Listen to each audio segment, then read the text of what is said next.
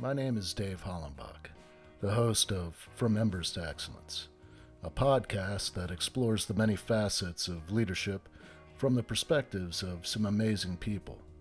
We discuss the triumphs and failures that have shaped our lives and our leadership philosophies. I've found that it isn't whether we fail that defines us, but when we do fail, how we respond.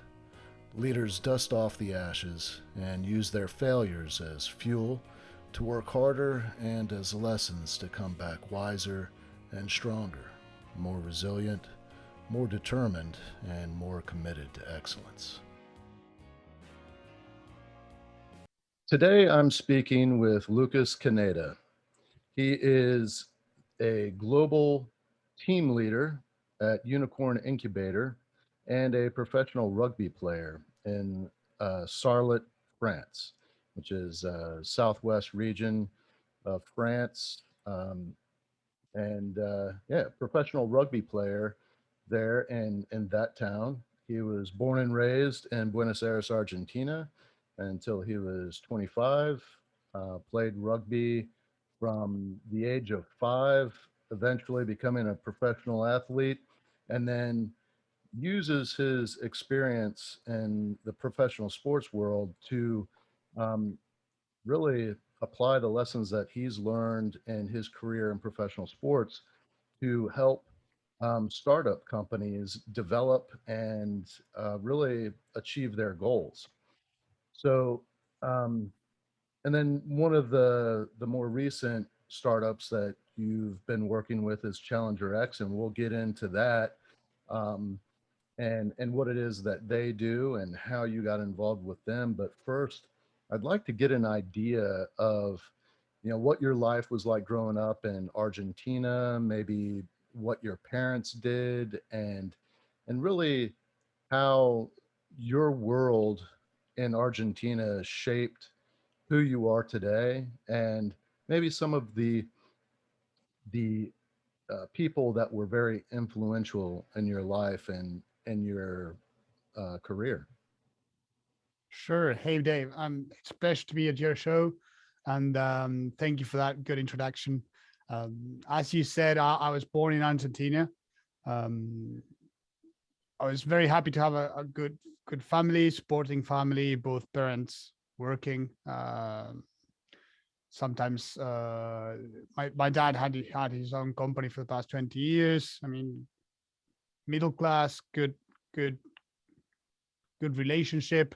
I've got my brother, so in good family, sportive, and that helped me out grow up in I would say a privileged place where I could focus on studying and going to school, playing sports, having fun as a kid. I think that's very important, and not everyone has that chance, that possibility. So I'm thankful for that in the first place. And I think one of the best things I've ever done, or my mother in this case, was taking me to play rugby when I was 5. She decided when you're 5, you don't really know what you want to do, so she just took me one day to my home club, and I had a great connection and a good love since the beginning. Even though I was always intrigued by every sport, and actually I've tried soccer, I tried taekwondo, I tried tennis, golf, I tried everything. I mean, I love it. I'm a sportsman, right? And but yeah, at one Well, point in time, real quick. So just for the listeners, so I can see you, but some of them can't unless they're watching on the YouTube channel. But um, it's hard to get a gauge of your size because typically when people think of professional rugby players, they're like pretty beefy and like solid. So about how tall are you? not really me. I mean, I'm the small side, I would say. It's hard to say because I measure in meters and kilograms. So I'm 175 meters tall. That's really not high. And 82 kilograms. So yeah, no, So I'm quite thin. I'm on the lower end. Yeah. What position do you play in rugby? Like what's kind of your role in the team? So I play wing. That means I'm the quick guy. I am, or I used to be at least pretty quick. I think last time I've actually measured, I was at 10.8, something like that, 100 meters. Nice. So yeah, it's not too bad. Yeah. So yeah, I mean that's probably one of the biggest attributes, and I really do like defense too. So in that sense, I really like to tackle and defense and get smash people around. I mean, only on the field though, just on the pitch. Yeah. Now, so you said that your father uh, has had his own business for the last 20 years. What does your father do? It's in the agri-tech sector. Agritech? Yep, So developing technology for agriculture or exactly. yeah. He's on the. It's hard to say. It's so specific that even I struggle to explain. But yeah, infrared technology. So they are using basically light to measure what's happening. Oh, okay. Being very vague about what he does. Yeah. All right. And what about your mother? Well, she's always been uh, working on something. I say she's pretty much one of the persons that, I mean, she won't stop ever, right? She's 60 years old today. She looks like 40, and she will never stop. She's always doing something else. She's been done everything basically. She keeps turning around, doing this, doing that, getting a new business. She's an entrepreneur herself. She's done pretty much everything since the beginning. I really love her mentality of just need to get And, something done, and she goes and does it. and how about your brother? You have one sibling? Yeah, one brother, younger brother. He's currently studying. He's almost an engineer. Well, not almost, but in not such a long time. He's also working. He We run together catering, also food catering, that I funded when I was 18. And then when he became younger, he became my associate, and then we ran it together for some time. We stopped a couple of years ago because the situation was not very good in terms of events and what's happening, especially with COVID and whatnot. We stopped a couple of years ago, and So but yeah, he kept going. what kind of catering? What kind of food? Well, we did pretty much many things, but our specialty was pizzas done on a barbecue. Oh, no Yeah. kidding. No, Yeah. that's pretty interesting because when I think of France, I think of, this culinary mecca, and for you to be successful there, I would say you probably did some amazing pizzas. Yeah, well, we did it when I was in Argentina, though. Oh, So I okay, mean, okay. yeah, and he kept going when he was there. I mean, yeah, that was like 13 years ago when I started, and but yeah, it was pretty good. I keep doing them for my friends, for my family every now and then, and everyone loves them. Right. So you've always kind of had this entrepreneurial mindset, it seems like, I Yeah, guess, influenced by your yeah, parents. yes. I mean, I love it. I remember one interesting story when I was a kid. Probably not too legal, I would say, but that's just. I remember my grandfather giving me $100 one day for a Christmas present or a birthday present, and instead of going and buying a pair of shoes, I bought CD recorder. It was like a long time ago, right? Yeah. I remember we were just recording CDs, music CDs back in the day, where you could just record 12 songs on one CD. It was really a long time ago. And I was selling them to my friends. I was at like what, 10, 12. And I mean, I remember that began like when I was small. And then, well, the catering, after that, I funded a company with my wife, We had a shoe shop where we designed our own shoes and we produced them ourselves, and we had No a kidding. good run on that for 2 or 3 years before we came to to France. So it was back when we were in Argentina, and then we decided to close it when we came here because it was not really doable at such a distance. And then again, yeah, when I came here, I've been focusing on rugby at the beginning.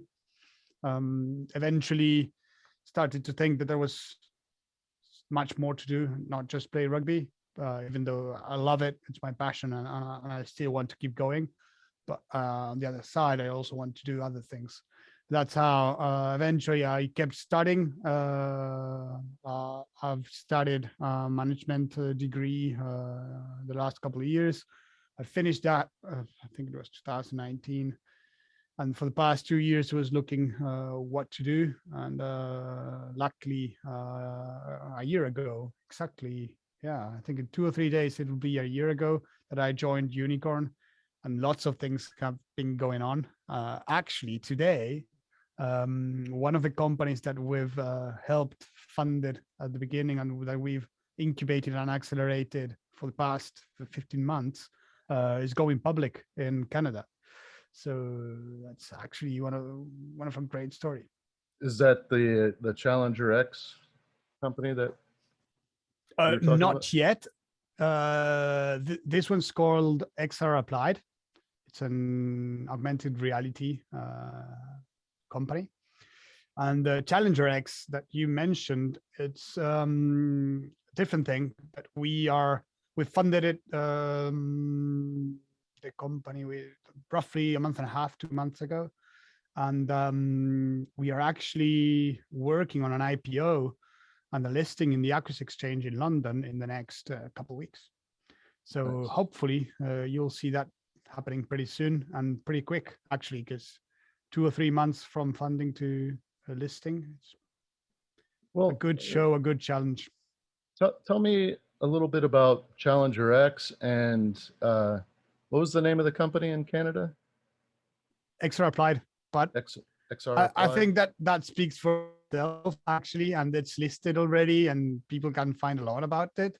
I would really much dive into Challenger X if you want to, because Oh yeah, yeah. it's something. I mean, we've been thinking about it. We had always had that objective in mind for the past year when we took over our rugby club in here in Sarlat. So it's an 118-year-old club, which we call our old startup internally at Unicorn, because even though it's old, that doesn't mean it doesn't qualify as a startup, right? Because it's got the same problematics, the same mistakes and things to fix that any other startup that we work with. And we just treat it as another client. And so we went from the very beginning in terms of branding, in terms of marketing, in terms of outreach, visibility. So we changed our logo, we changed our websites, we took over social media, for instance, and we went from 1,500 followers to 140K, I think last week.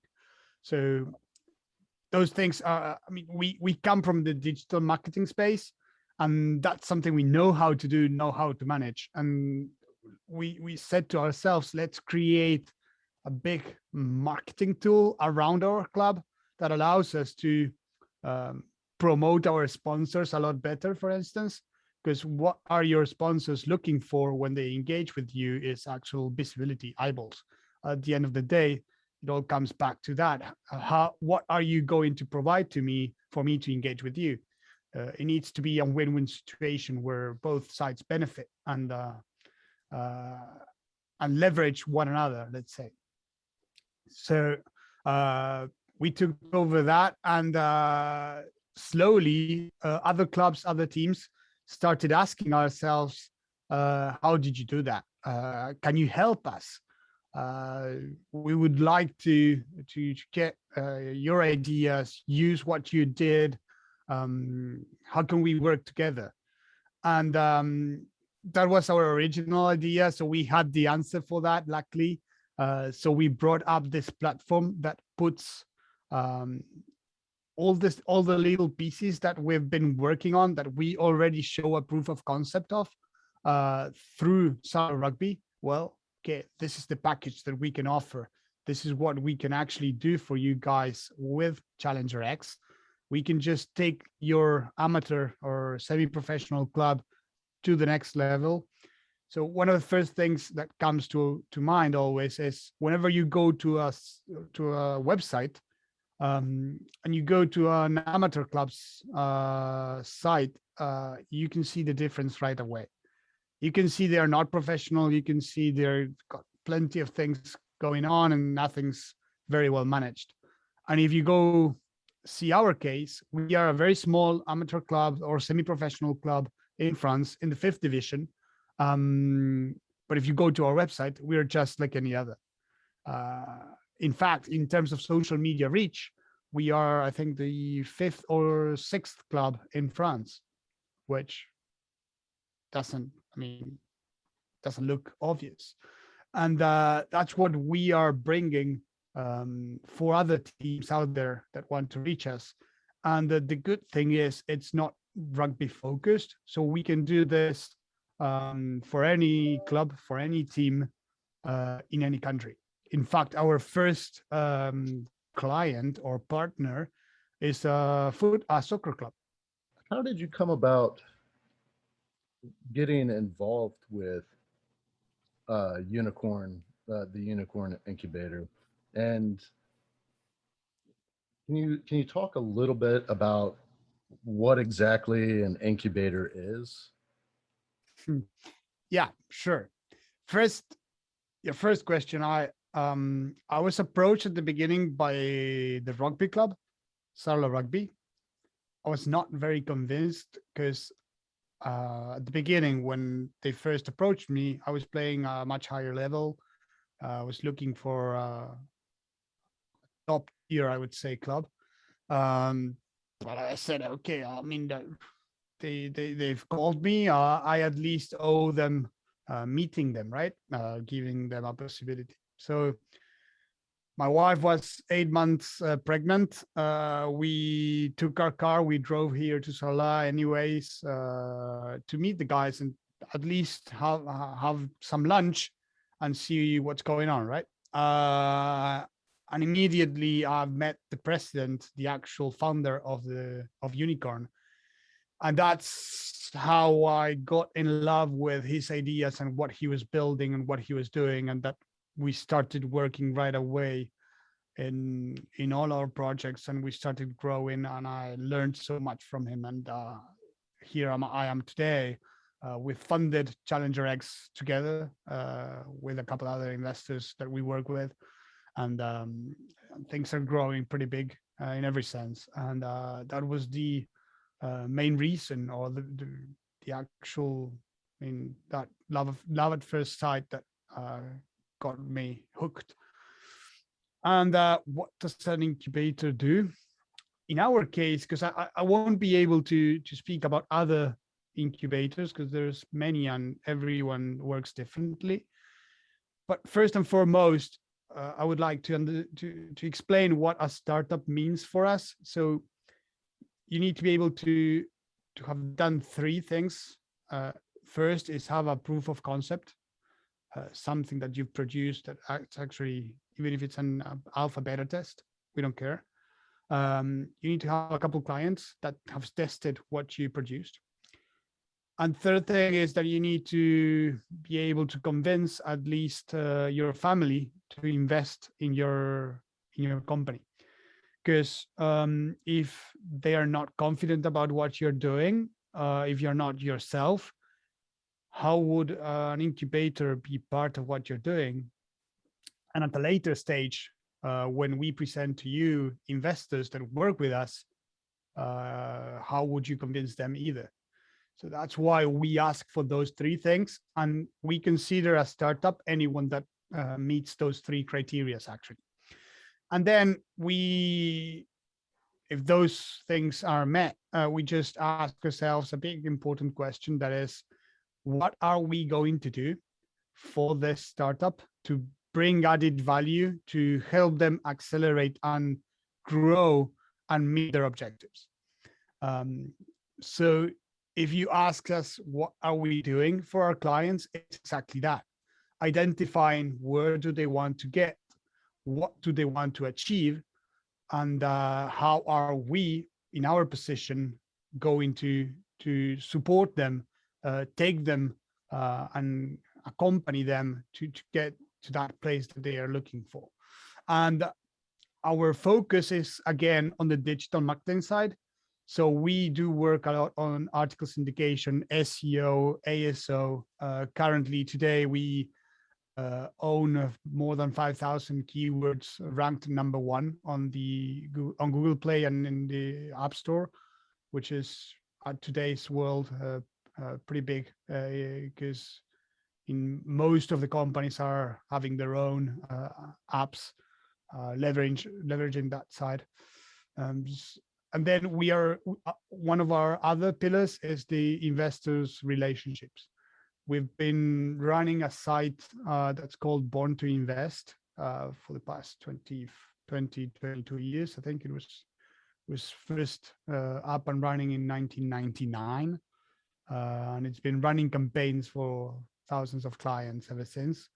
We do work a lot with public companies in the US and Canada for article syndication, SEO, press releases. So we have a wide variety, and yeah, we are tech focused, so we do only tech for our clients internally, for the startups that we incubate. But then when it comes to actually helping someone out on the digital marketing space, there's lots of things that can be done.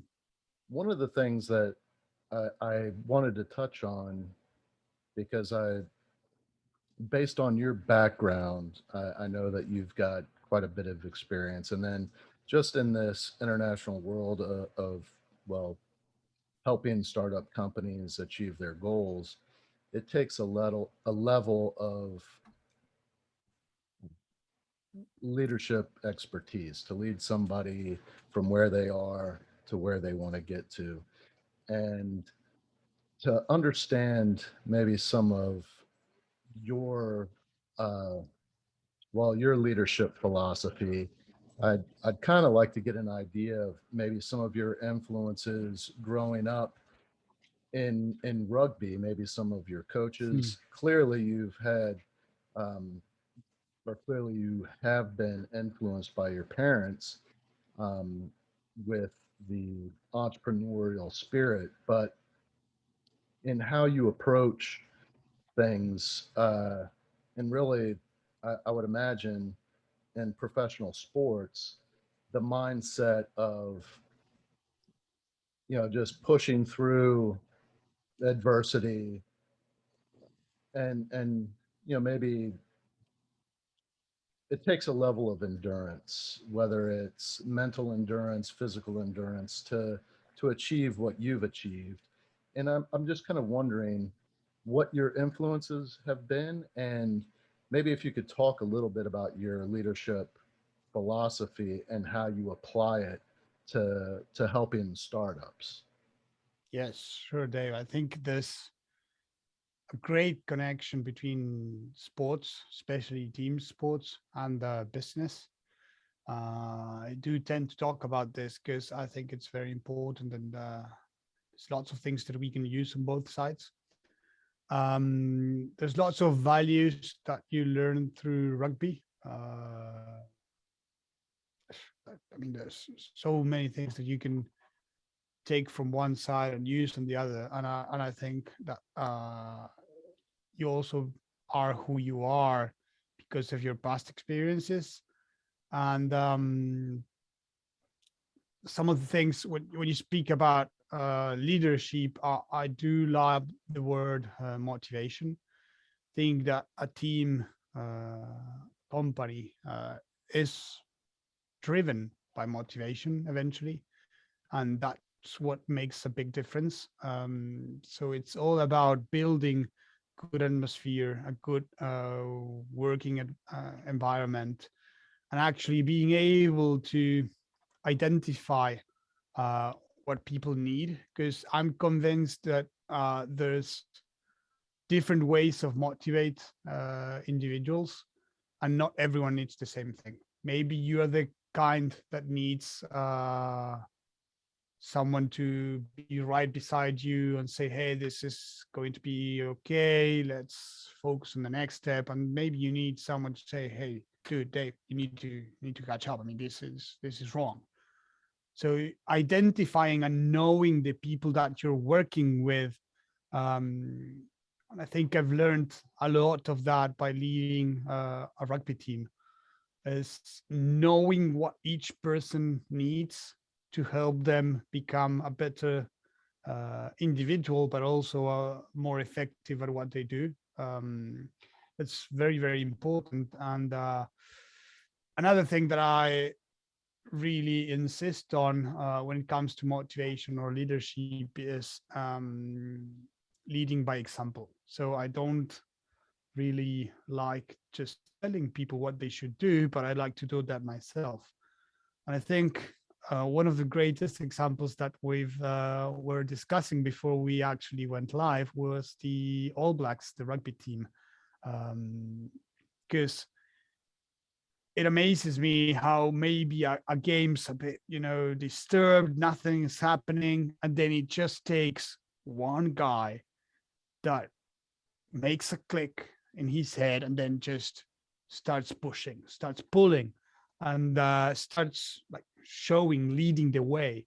So it's like, this is where we are going, follow me. Then everyone starts to get into that mentality, and you can see them in 5 minutes. They've changed completely, and they became. I think I said to you before, they became Hulk, right? So they are just completely transformed, and they are unstoppable. And then, I mean, and that comes, in my opinion, that comes from motivation. That comes from a good leader that knew how to just, okay, let's stop all what's going on. Let's just stop for a second. Let's change, and let's go forward. And then everybody's following. So in terms of leadership, I think that's one of the most powerful tools to apply. And then uh, one thing that I truly think that's worth it is being passionate about what you do, or let's say the opposite way, do what you're passionate about.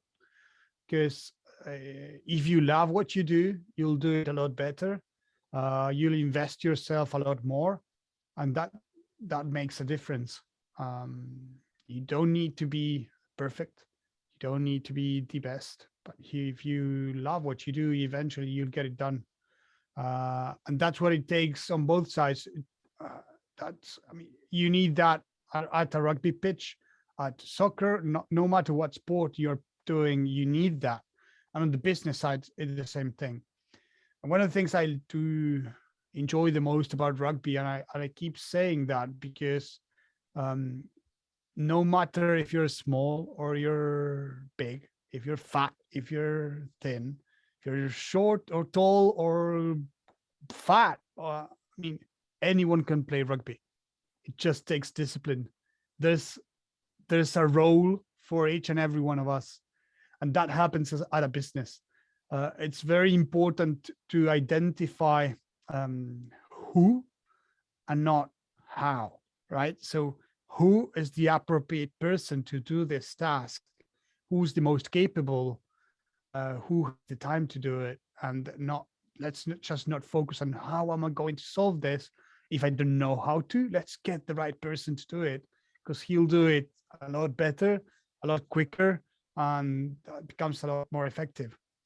And again, that relationship to rugby is amazing.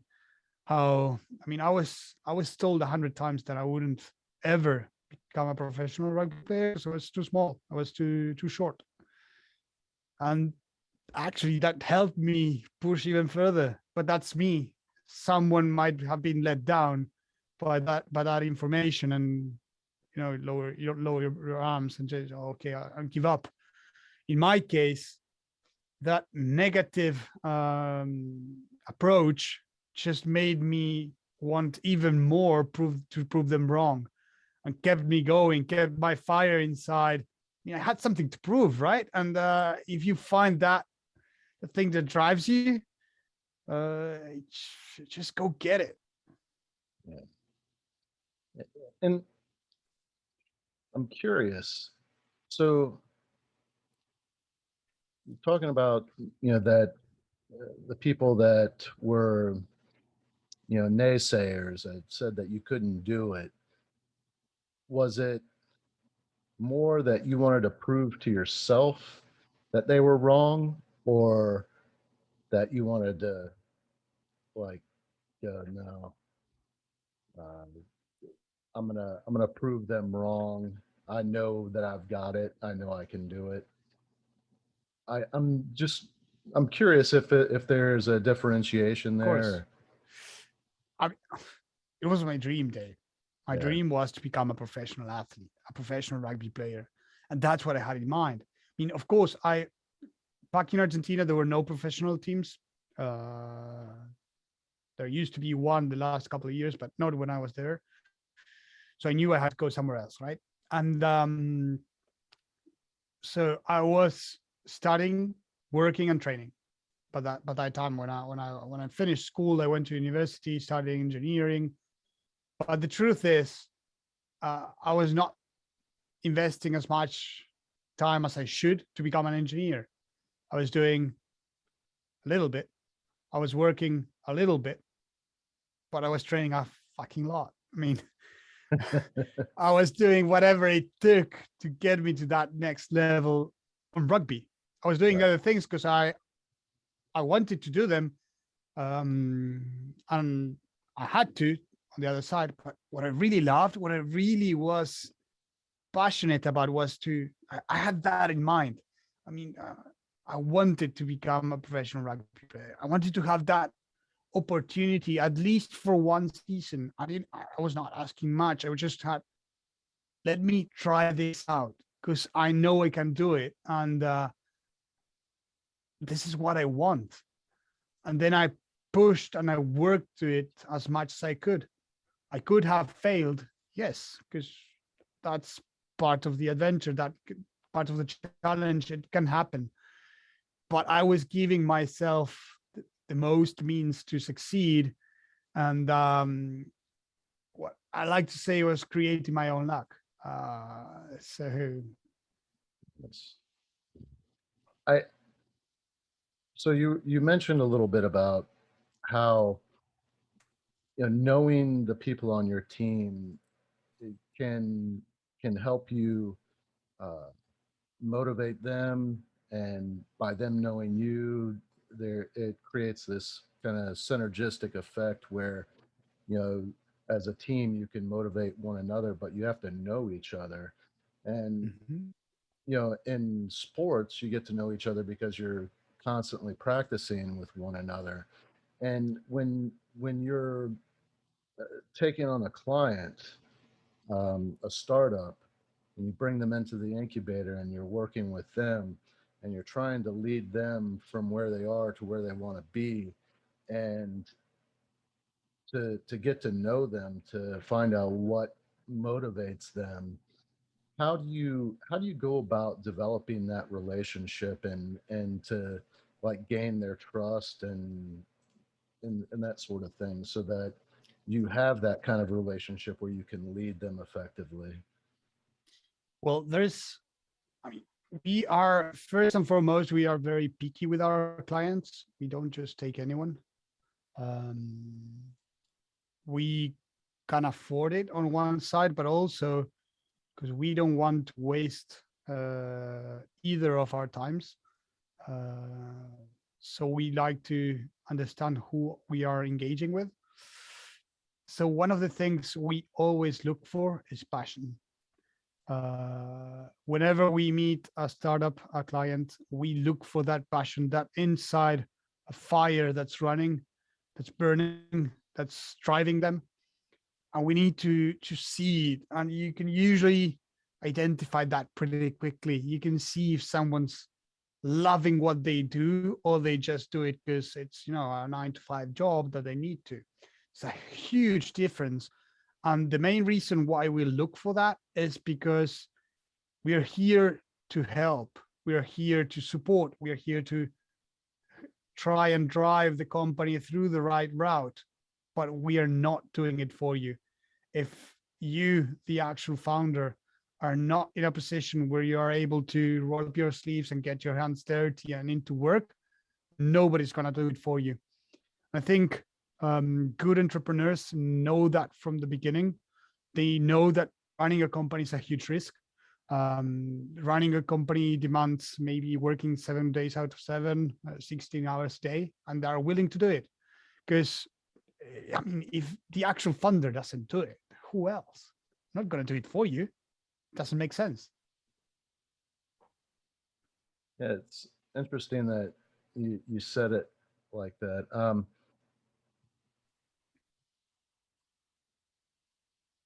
So as the incubator and you're leading this company to their version of success, what you said is you're supporting them.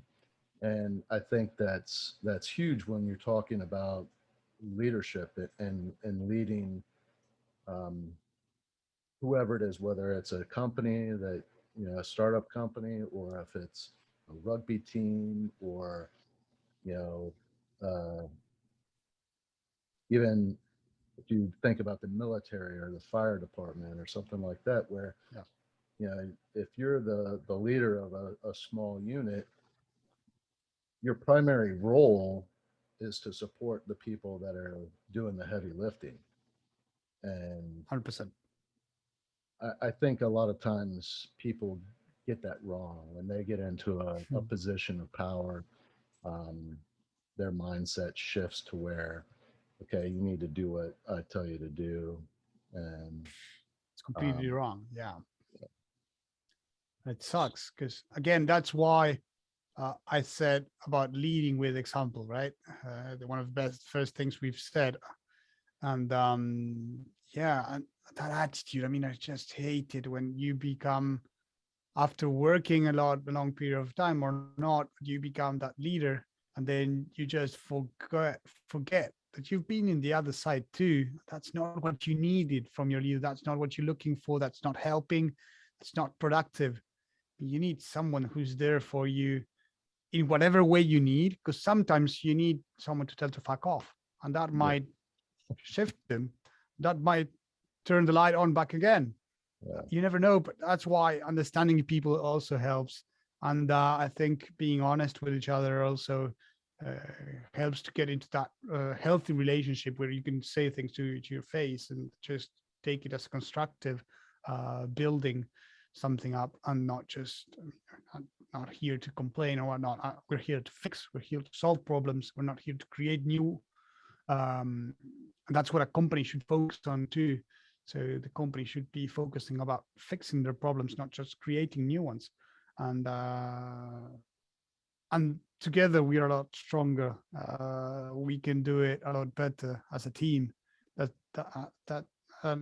no individual will probably manage by himself. So that's something we need to keep in mind. And each of us has different areas of expertise or different things that can do better. Well, a good leader, in my opinion, manages all that and puts each of the individuals to his max, and he keeps defying them uh, into doing a bit more, into getting that extra 1% a day. So you need to be able to produce and to perform. And a good leader manages a team and takes them uh, a bit further down the line every day. Uh, that's how you create.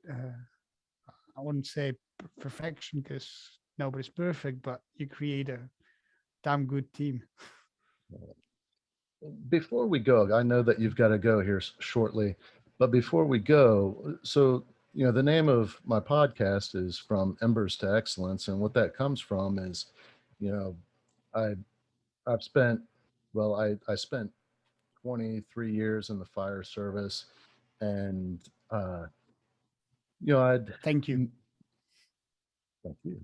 Uh, I so I spent a lot of time in the fire service. I've made quite a few mistakes. I've, you know, embarrassed myself multiple times, and you know, I've been injured and thought that I was never going to be able to do firefighting. And you know, and there's a sense of identity, you know, that you apply to yourself when you're, you know, I'm sure that you identify as a rugby player and all that, but that isn't who you are. It's what you do and how you express who you are. And it took me a while to figure that out. But along the along my path, falling on my face and having good people that said, you know, don't allow this fuck up to define you. You know, you need to be the person that defines who you are.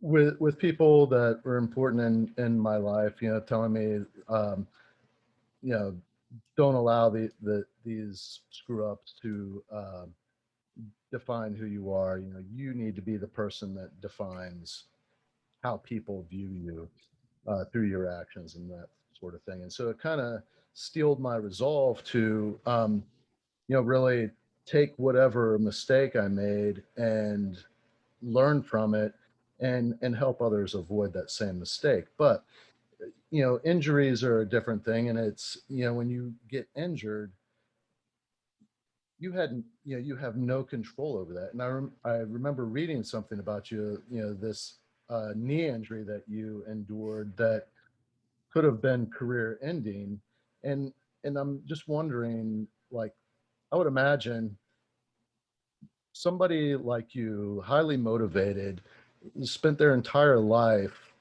aspiring to be a professional rugby player, and you have this knee injury, and they're telling you that you can't do it, you're not going to be able to recover and play Mm. again. I would imagine there was a level of depression initially, maybe. I don't know. Yeah.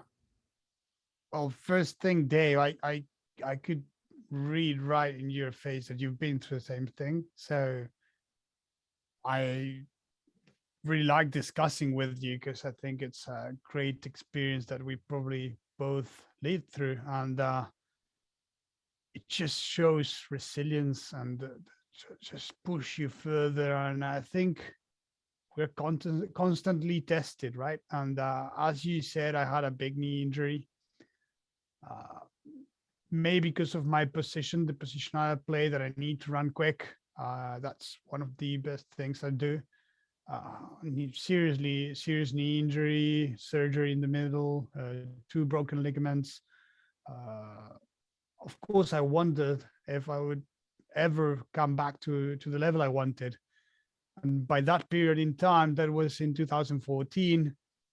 The previous year, I was national champion with the sevens. So when you play rugby, but just seven aside, I was hoping for an opportunity on the 15, so the actual rugby union game, and I was expecting to have it by that year, and then boom, my knee got smashed, right? And of course, it was devastating, I would say, but I have that winning mentality that just keeps me going. And no matter what I do, I don't want to lose. And I think that's a mentality that can help you overcome no matter what's in front of you, no matter what test you get. And I, of course, had some help, had good mentors, had good coaches. I had a great coach by the time. Uh, and I remember asking him, because the fixture for the next year came out. First game of the season, we were playing against one of the best teams in Argentina. I was like, dude, I don't want to lose this game, right? My club back home was a small club, so we didn't play that much against them. We have beaten them 2014 when I got injured. Before I got injured, we beat them at their stadium. It was great game, so I wanted to play again. Um, so it's just amazing, right? And I I started doing maths. I started calculating. We had exhibition games before the actual first game. Okay, that's shit. That's 5 months and 1 week after I get my surgery. Went to my surgeon and said, "Hey, how long do I need to recover?" Well, usually it's between 6 months and 8 months, and then I mean you never know.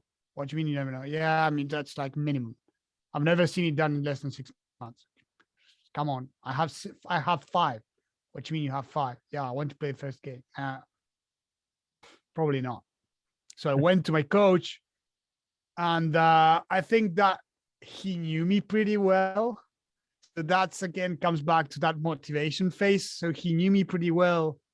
He knew I was one of the best of the team. It's not just not being humble, but that was a reality back in the day. And I asked him, how many of the exhibition games do I need to play for you to put me on the first team by the first game? He looked at me and he said, you need to play all three. It's like, what you mean all three? You know, you know, I can prove to you in one game that I deserve playing. You know that. I've been playing for the past 5 years. I haven't missed a game, basically. He's like, well, you need to play all three. It's like, that gives me 5 months and 1 week. It's barely impossible to do.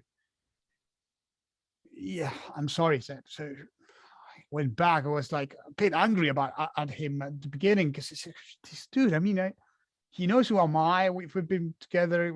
I've been playing for the past 5 6 years.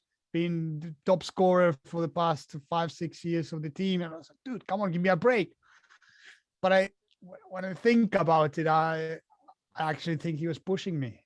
He Yeah. knew I could give a lot more. He knew I could do it. And then I think that just I had that on my head and just kept going, kept pushing, and I did whatever it took. I was just crossing days, right? I mean, just went to my doctor 2 months after. Can I run? Can I start running? What do you mean start running? Yeah, you once said that maybe after 2 months of getting surgery, I could start running. It's like, are you crazy? Yes, I am. Can I start running? Well, if you go slow, maybe okay. So I went up and run 2 months after, and then kept pushing. And I remember today, that was like 5 or 6 years ago. I will never forget 5 months and 1 week after that. I was strapping my knee and getting ready to play the first exhibition game. And that feeling of going into the field, onto the pitch, and just getting ready, okay, I've done it. I mean, I beat all probabilities that this won't be possible. And then just, okay, I'll do it. And we did it. So I don't know, it was amazing, an amazing experience. And I came back in shape. And actually by the end of that year, that was 2015 when I came back, by November, I got an offer from a rugby club in France to play professional.